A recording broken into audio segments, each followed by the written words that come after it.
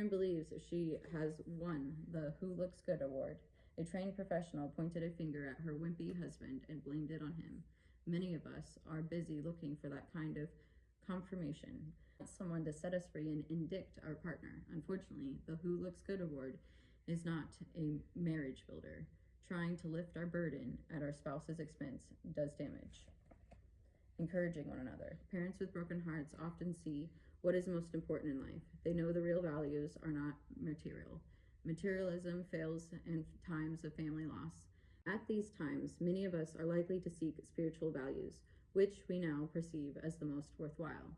Often, parents will become more sensitive to the pain experienced by other families and individuals. We will be more eager to reach out and help steady a faltering friend. We are more likely to hold someone's hand whose child has been arrested, quit school, or run away. It's harder to stand by and say nothing when we have a fair understanding of what they are going through.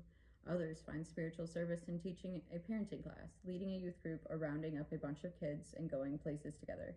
These are all spiritual services because they do the work of God as God's Spirit moves us to care for others. One of the worst reactions is for parents to fold up and feel useless because their child is in rebellion. Though we feel like failures, there's no reason to run from God and God's service. We may be wounded by this, but it is not sufficient because for any of us to drop out of a meaningful life.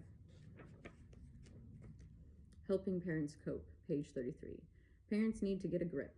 In most cases, they expect little help from their teen. They may never get any help from their child, but in order to cope with hurt feelings, there are several steps that could help.